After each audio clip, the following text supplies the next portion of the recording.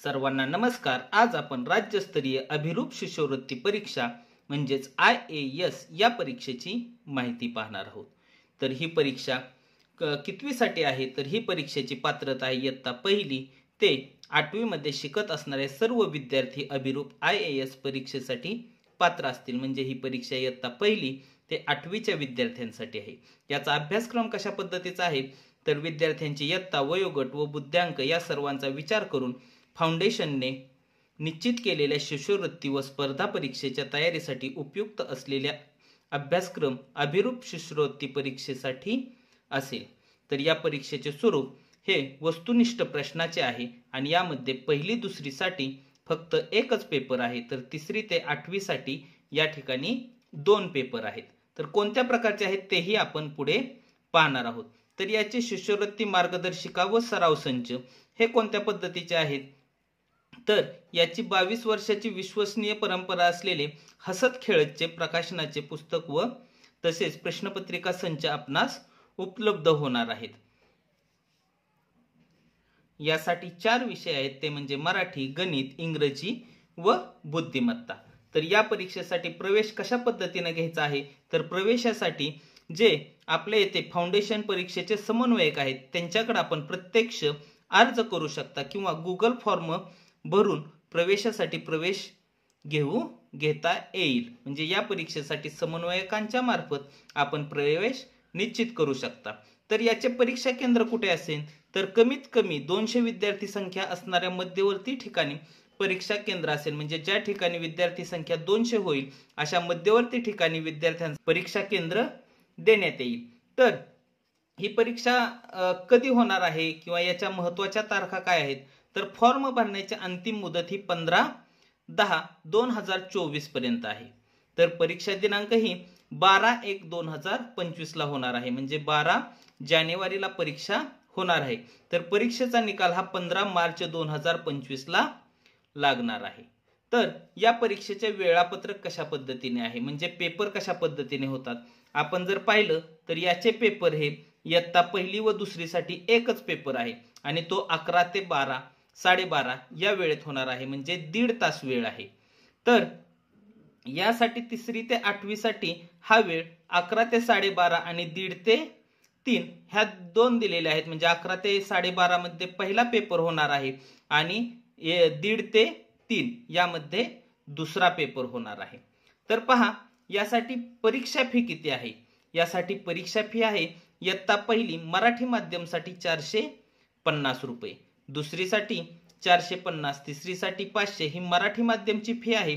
तर चौथीसाठी 500, 5वी साठी 400 रुपये आहे। ही 400 रुपये का आहे तर या ठिकाणी जर आपण नोंद घेतली तर इयत्ता 5वी व 8वी मराठी माध्यमसाठी मार्गदर्शिका सोडून म्हणजे येथे तुम्हाला मार्गदर्शिका मिळणार नाही, परंतु प्रश्नपत्रिका संच व मोबाईलवरचे प्रॅक्टिस टेस्ट उपलब्ध होणार आहेत। म्हणून 5वी आणि 8वीची फी ही 400 रुपये आहे। 6वी साठी 575, 7वी साठी 575 या 2 कारणांमुळे याची 5वी आणि 8वीची फी कमी आहे। तर इंग्रजी माध्यम हे फक्त 5वी पर्यंतच आहे। 6वी 7वी 8वी ला इंग्रजी माध्यम नाही। तर पहिलीसाठी 500, दुसरीसाठी 500, तिसरीसाठी 550, चौथीसाठी 550 व 5वी साठी 450 रुपये याची फी आहे। तर यामध्ये काय काय भेटणार आहे हेही या ठिकाणी सांगितलेले आहे। परीक्षेचे पहिली ते चौथी मराठी व इंग्रजी माध्यम व 6वी व 7वी फक्त मराठी माध्यमांसाठी मार्गदर्शिका म्हणजे एक प्रकारचे पुस्तक, सराव प्रश्नपत्रिका संच व मोबाईल प्रॅक्टिस टेस्ट। तसेच 5वी व 8वी मराठी माध्यमांसाठी मार्गदर्शिका सोडून म्हणजे येथे मार्गदर्शिका तुम्हाला भेटणार नाही, सराव प्रश्नपत्रिका संच व मोबाईल प्रॅक्टिस टेस्ट उपलब्ध होणार आहेत। ही जी परीक्षा आहे ती जवळपास स्कॉलरशिप बेस्ड आहे। म्हणजे स्कॉलरशिपचे ज्या पद्धतीने पेपर होतात त्याच पद्धतीने याचेही पेपर आहेत। आता पहा यामध्ये महत्त्वाचं काय आहे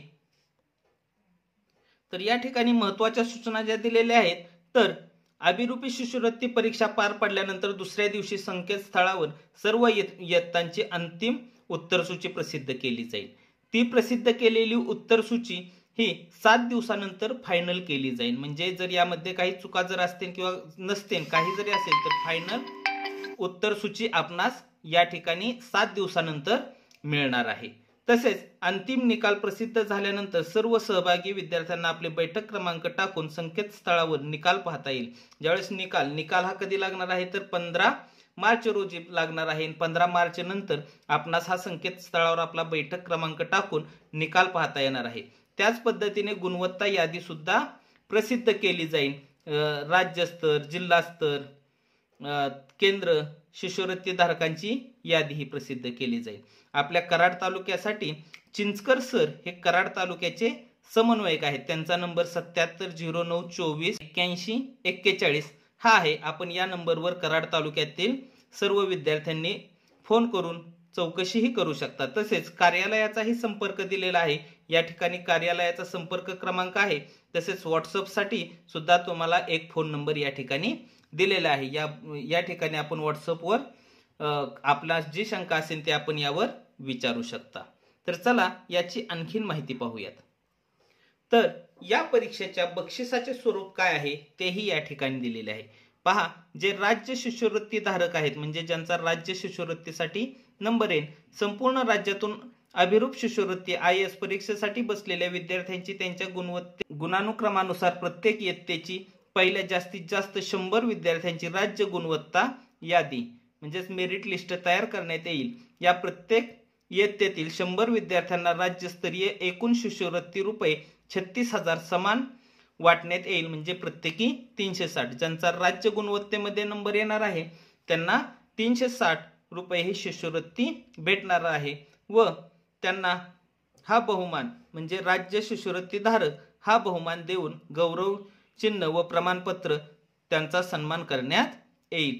सहभागी विद्यार्थी संख्येनुसार राज्य गुणवत्ता यादी निवड करण्यात येणाऱ्या विद्यार्थी संख्येमध्ये बदल होऊ शकतो म्हणजे ही त्याच्यासाठी टिप आहे। परंतु तुम्हाला जर पहिल्या 100 मध्ये जर नंबर आला तर तुम्हाला साधारणतः 360 रुपये शिष्यवृत्ती भेटणार आहे। तर जिल्ह्यामध्ये नंबर आला तर काय आहे तर प्रत्येक जिल्ह्यातून प्रत्येक इयत्तेसाठी बसलेल्या एकूण संख्येच्या 5% प्रमाणे जास्तीत जास्त 100 विद्यार्थ्यांची गुणानुक्रमांकानुसार जिल्हा गुणवत्ता यादी म्हणजे जिल्ह्याची डिस्ट्रिक्ट मेरिट लिस्ट तयार करण्यात येईल। या जिल्हा गुणवत्ता यादीतील सर्व विद्यार्थ्यांना जिल्हा शिष्यवृत्ती धारक या बहुमानाने गौरव चिन्ह व प्रमाणपत्र देऊन त्यांचा सन्मान करण्यात येईल। तर जिल्हा शिष्यवृत्ती गुणवत्ता धारकांना प्रमाणपत्र व गौरव चिन्ह देऊन त्यांचा सन्मान करण्यात येईल।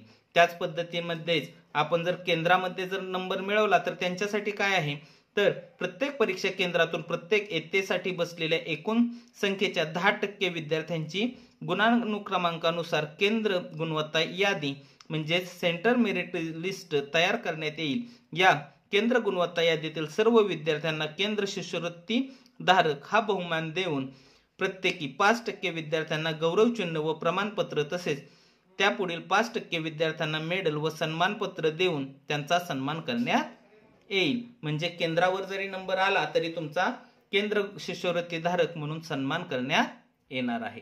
तुम्हाला ही माहिती मी देण्याचा प्रयत्न केलेला आहे। आपणास जर काही शंका असतील तर आपण या फोन नंबरवर संपर्क साधू शकता। तसेच कराड तालुक्यातील विद्यार्थ्यांनी या फोन नंबरवर संपर्क साधायचा आहे। तुम्हाला जर माझा हा व्हिडिओ आवडला असेल तर नक्कीच लाईक करा, शेअर करा। धन्यवाद।